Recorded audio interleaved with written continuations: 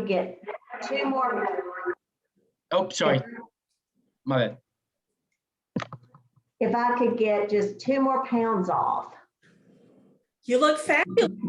Well, You will. I really want to get in the 160s. I haven't been there. Emotional goals are the most 14, difficult. no, 20 years almost. And I That could is great. hear, but thank you. And Sally, you've been actually dieting now for probably what, 4 weeks? Ooh, I didn't realize it was that long. Maybe, yeah, maybe even 3 weeks. Maybe. So you're at the beginning of your diet. So Sally's actually a great example of you maintained. We did a maintenance phase for 6 months. Mhm. And you actually lost a little bit in that time because you were training and doing all the things we talked about. Here's the secret. If you do maintenance right, you're going to be far happier with your body by the end of it. So that's the thing, that you look at maintenance and you say, well, it looks like I'm doing nothing. It's like, no, I promise. So if I could share, yeah. So yeah, I didn't mean to cut you off, Sally. You will hit the 160. Yes, I will. Yeah. So did I cut you off? Did you have something else you wanted to say? Well, I loved the maintenance. Yeah. I could eat, and I was what you were saying earlier, I might have gained 5 pounds but it came right back on when I got refocused a little bit. Mm-hmm. And so I lost. Yeah, Yes. your weight during the maintenance fluctuated just a little bit, but if you look at the trend, it's going like this. And if you were to look at the fat loss, it would be going like this. Like you gained a little bit of muscle during that time. You loved it because you were able to incorporate new foods that you hadn't been able to in the past. So it didn't feel like you were really dieting. And at the end of the day, you've just spent 6 to 7 months practicing exactly what the rest of your life will look like, minus you won't be tracking as much for the rest of your life. So that is, but we took tracking breaks. You had vacations in there. We did all that. So if I can share one more example that's really close to yours, Sally, that I had in this is, I'm sharing it for many of the same reasons. I'm going to share my screen again. Oh, where did that go? Sorry, give me 1 second. I have a question while you're looking. This is Jennifer. Please. You were talking about, in her case, for instance, you can see a significant change in her body fat composition. Yes. Is that through the Fit Index scale that she's seeing those changes? Can you see? Let me share my screen and then tell me if you can see it. Okay, I'm gonna do. Does that question make sense? I'm just trying to figure out how you're measuring that change. Yes, it does. Can you see the screen here? Yes. Okay, sorry, y'all. I'm having trouble for some reason pulling up what I just had up. Give me 1 second.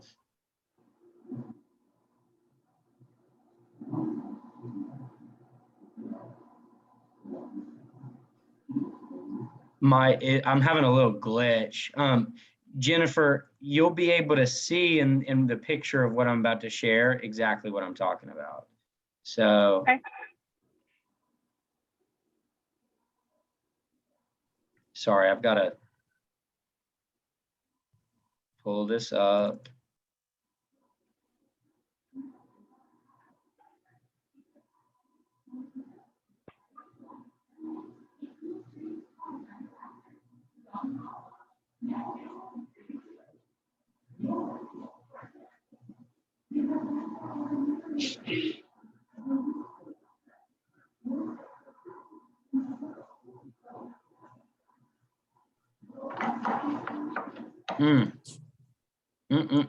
Okay, here we go.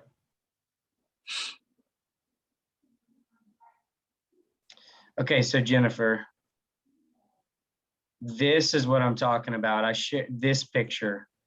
I look at the Fit Index. I look at how your clothes fit. Look at waist and shoulder and arm measurements if you're taking them. But I also just look at pictures like this. So this is why body composition pictures are so helpful, is because can you see this, Jennifer? Are you looking at what I'm looking at? Yes, I can see this. Okay, so this is what I see. Hey, but here you see the beginning and end of this woman's reverse diet. You don't see the little weeks in between. The little weeks in between, you see just a tiny, tiny reduction in that belly, and then another tiny, tiny reduction in that belly.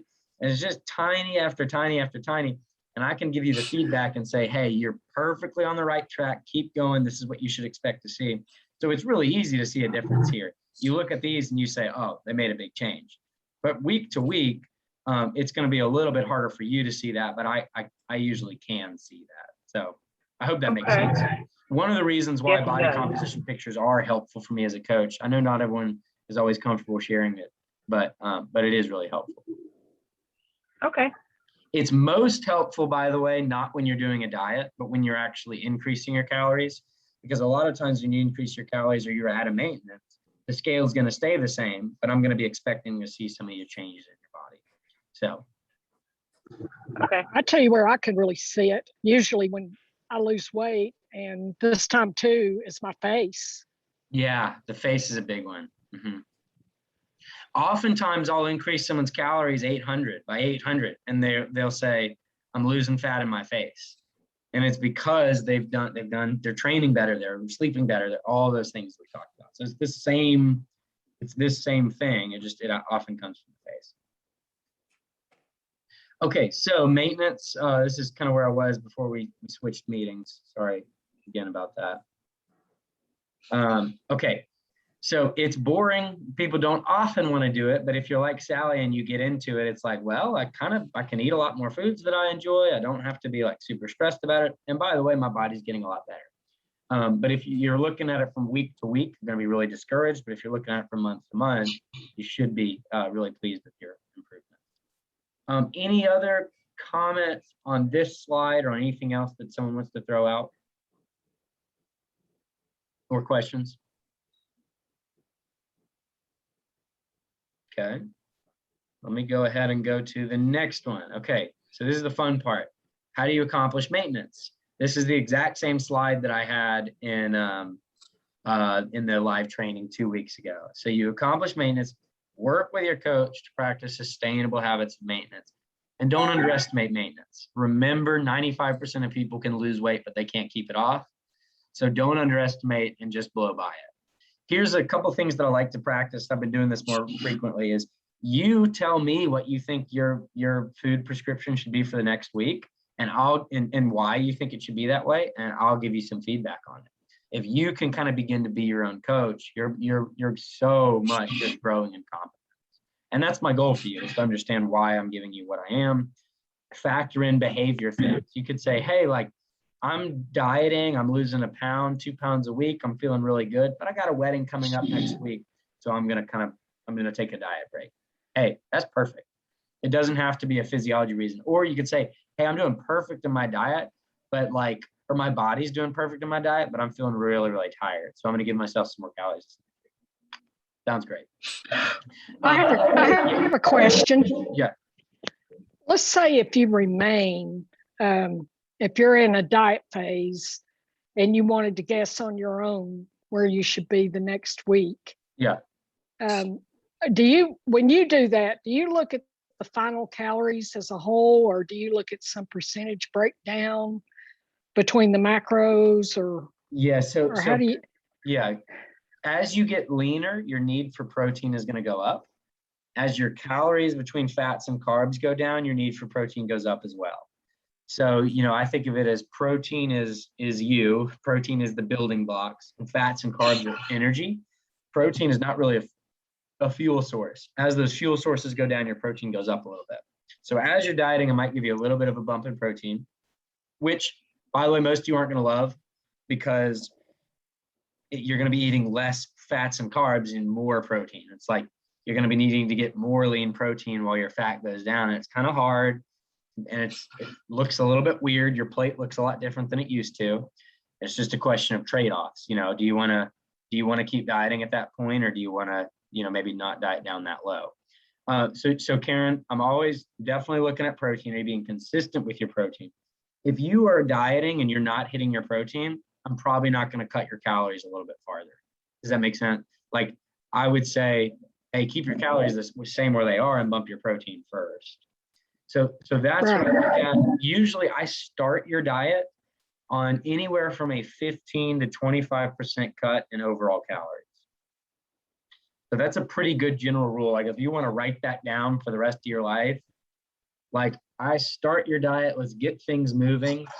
If you're really active, maybe a 15% cut. If you're not as active, maybe a 25% cut. And I'll pull from fat, carbs, or both. Say you're doing a ketogenic intervention, we're going to pull straight from carbs. If you're, there's other reasons why we might pull from fat, but most of the time I kind of pull from carbs or fat or a little bit. So does that make sense, Karen? Does that answer your question? Yes. Yeah. Yes. And as you're dieting, I'm trying to just drop your calories. I mentioned that you got to be more precise with your tracking in your fat loss phase. I'm trying to drop your calories like 10 grams of carbs. What's the littlest that I can drop your calories to allow you to keep losing at that rate? So once you do, like if you lose a pound, I keep your prescription pretty much the same. When you start to lose less than a pound, I bump you down just a little bit as I go. So I'm not racing to get your calories super, super low. I'm trying to keep your calories as high as we can and still allow you to lose weight. Right. And then if you just completely stop losing weight, you consider either maintenance for a while or lowering the calories a little bit. Perfect. You diet for a month and for some reason you're doing everything right, but your body's not losing. Hey, like we might need to give your body a little bit more time. It doesn't mean you've done anything wrong. It doesn't mean this doesn't work. It's just like sometimes your body's not quite going to be ready. So yeah, usually about a month or 3 weeks, and weight's not coming back. I'd maybe do a little bit of a refeed, maybe a bigger cut depending on where you are. So yeah. Okay. So another I way. have a question. Yeah, go for it, Gina. Um, on the scale, when well, of course I know I'm a different case, but my fat loss stays the same. I mean, if I go up a pound, it goes to the same thing. It goes to this. It's almost like it's a preset number for that poundage. And I know it's not a foolproof method, but that just bugs me that my fat loss doesn't stay the same if I lose a pound. You see what I'm saying? Yeah. So usually, you are kind of. So first of all, the body composition scales are really helpful, but people do oftentimes get really hung up on their weight. And what I don't want to do is give you 10 numbers to get hung up on. So your weight will fluctuate. Your body fat percentage and lean mass on that scale are going to fluctuate even more. So for most of the time, Gina, I'd say just let it go. Don't think about it too much. I look at those numbers over the course of usually 3 to 4 months. And they're helpful to have on that. But there is error in those. There's error in everything we do. But yeah, I wouldn't get too hung up on it, Gina. It's just, it's not perfect, but they are actually pretty good. But day to day, they're not going to give you big, like you didn't lose a body fat percentage point in a day. You also didn't gain it. Does that make sense? Right. Yes. Like what I noticed, I'm sorry, I didn't mean to interrupt, but what I've noticed since I started this, and I've been doing this since March, and I just happened to notice the other day, I've lost 2.5 to 3 percentage points on my fat. Yeah. And that's exactly what we're looking for. Looking for it over the long term, and a percentage point on fat is pretty darn big. That's like, say you weigh 165 pounds. I mean, that's like, I could run some numbers, but moving a percentage point on your body fat is actually like pretty challenging to do. So. Well, and I've lost probably around 15 pounds since I started. Yeah. So, and I've significantly changed the way I'm eating. which is I'm phenomenal. eating And- a way, way, way more protein than I ever imagined eating. Yeah. But you built some muscle, you're working out pretty hard, all those things too. So you're one of those people that you've probably lost 14 pounds of fat, but you've probably gained, 3 pounds of muscle, something like that. Right. Yeah. Did somebody else have a question? Okay. Okay, so just here's some things that you can practice maintenance on. It's like, hey, I'm not going to track my food, but I'm going to make sure I get 150 pounds of chicken breast or some kind of lean protein twice a day. That's a good way to make sure that you're getting adequate protein. Or, every day I'm gonna have a big green delicious salad and a protein smoothie each day. I still want you to set rules and measurable goals that we can accomplish when you're on maintenance, but it doesn't have to be tracking.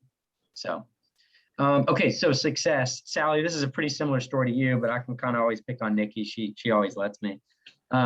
When we started working together, I think she actually might have even been up to like 222, but really quickly, she was 217 pounds, got down to 184 pounds. And then that was kind of the end of her diet. She did some fasting and she ended up, some of that weight came back. It wasn't a yo-yo, but her final resting weight was about 192 pounds, which is pretty good. It's about 25 pounds of weight loss. And the way she did it, I know that it's pretty much 25 pounds of fat loss. So she did it the right way. And then for the next 6 months, her weight was almost to the dot 192.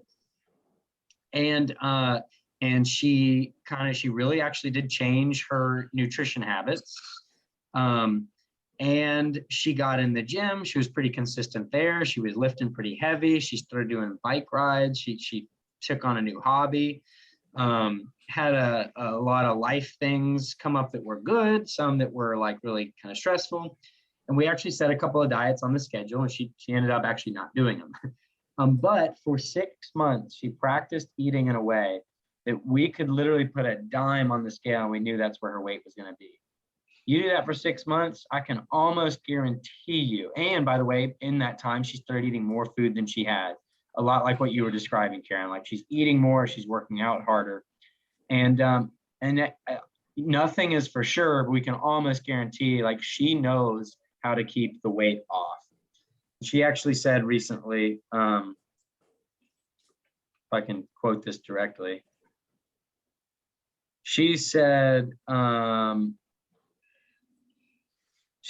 yo-yo dieted my whole life. This is the first time in my life that I feel like I've made permanent changes to my health physically and mentally. So she's done the yo-yo thing forever. She's finally found a way where she can get the weight down and tie a rope on it and hold it there. So she's recently started dieting again and she's back down to 184. So this is where it gets fun.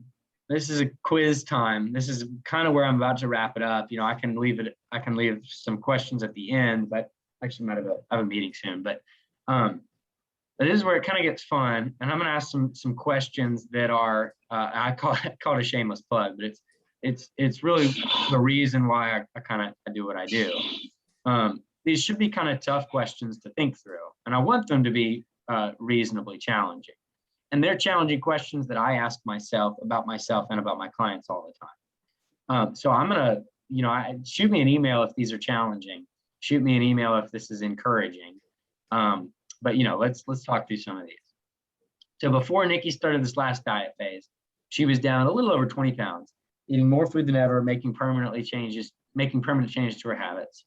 The weight that she's lost is pretty much as good as gone. Nothing is sure in this world, right? She could theoretically yo-yo, but for her to yo-yo diet, she would have to just start eating an astronomical amount of food that literally she'd have a hard time handling. Most people, and by the way, most people want, and Nikki included, want to lose far more than 20 pounds. So 20 pounds is not what most people come to me for. Most people come to me for 40 pounds, 50 pounds, 60 pounds. But, so you could look at Nikki and say, yeah, but that's not what I'm after. I'm not after 20 pounds. I'm after 60 pounds. What would you, and this is a tough question. What would you pay per pound of fat loss if you knew that pound would never come back? literally, I want you to think about how much is it worth? Like get like in your head, you don't have to share this with me. You don't have to share it on this call. If you want to share it with me, that's fine. But what is the actual monetary value for the sake of this thought experiment to have the peace of mind to be like, Nikki, get the 20 pounds off and say, I pretty much know with a great degree of confidence that that weight is not coming back. What's that worth? In my mind, that's worth a lot because there are so many programs, there's so many hooks, there's so much just about weight loss, get the weight off, and it comes back. And so the wide road is get the weight off and it's going to come back. The narrow road is do the really hard things that I'm asking you to do, to change your behaviors, to have a long-term vision, and to say, I'm willing to get 20 pounds off in a way that I know that, hey, how about this? Nikki is now practicing the skills that are going to make the next 20 pounds really easy. So think about that. Whether you want to lose 5 pounds, 15 pounds, 40 pounds, or 100 pounds, the rules are going to stay the same. And that 20 pounds might be 30 pounds for you, but it also might be 10 pounds for you. You might be more or less than Nikki. But I want you to think about, like, what is it worth to learn how to do that and keep it off? And that's a different answer for everybody, but it's certainly the thing that keeps me up and that keeps me motivated. So does anybody, before I've got some last questions, does anybody have any comments on it? Nobody has to, but if you have anything to say, I want to give the floor. Well, my only comment on that is I could add up how much I've spent losing weight all these years. Yeah. That's not, if think about this, skills are permanent. So if you learn how to take apart an engine on a car, if you really, really learn it, in 3 years, even with a different engine, or in 10 years, a different engine, you'll be able to work your way around it and kind of figure it out. So one of the things that I'm excited about is I really want to cut through a lot of the BS of the diet industry, of the wellness industry is a multi-billion-dollar industry. And we can keep paying money into it and keep losing the same 20 pounds, keep losing the same 40 pounds, keep losing the same 90 pounds, whatever it is for you. Or you can learn to do the slow way. And people so often ask, well, how long does your way take?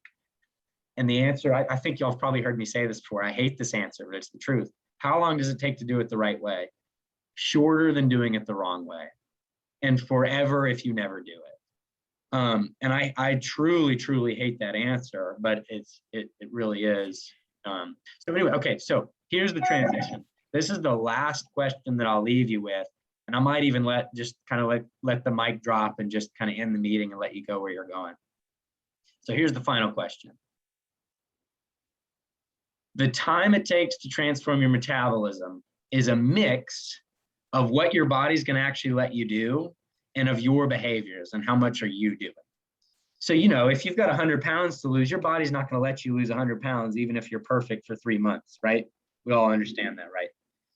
So it's all a spectrum. Some things you have control over, some things you don't have control over.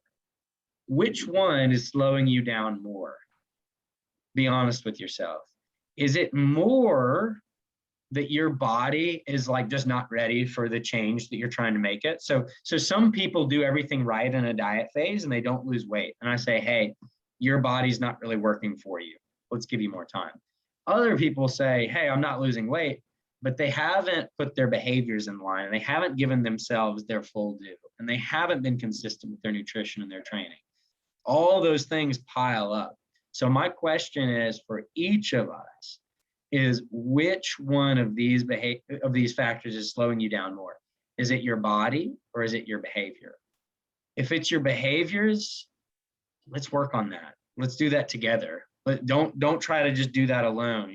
Let's get some more accountability. Let's get some community around you. How can we change those behaviors better?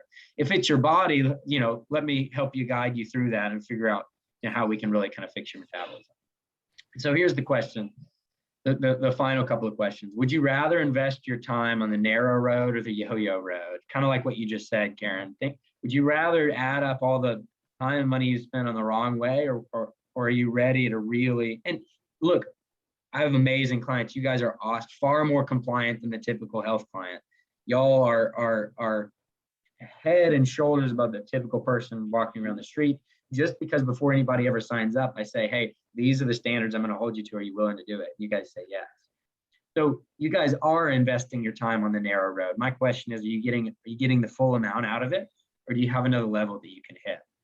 And I want to help you hit that next level. So, and then here's the last question is, if it took you another 6 months to do like what Nikki did, 6 months of maintaining, 6 months of practicing behavior, 6 months of learning, and at the end of that 6 months, you were down a couple of pounds, you knew how to keep those pounds off, and you were totally ready to continue to lose, is that worth it to you? And yeah, that's a question that I want you guys to not just answer and move on. I want you to be continually evaluating the answer to that question.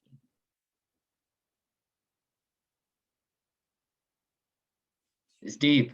It's heavy. It's heavy. I work with people all the time, and we're trying to climb mountains. We're not trying to get the next. We're not trying to get the 1% more of body fat off to look good at the beach. You know, you guys are climbing mountains and running marathons and all that kind of stuff. So I want y'all to be thinking through that on these terms.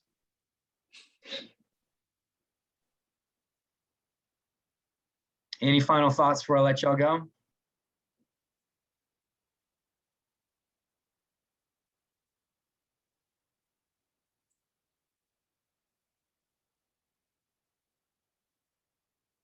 All righty. Thank y'all so much. Hey, send me an email on anything that comes up that you're just thinking through or answers to these questions. And I'd love to hear from y'all. Send me an email, shoot me a text. You know where to find me. All righty. Thanks, Andy. Yep. Bye-bye. Bye.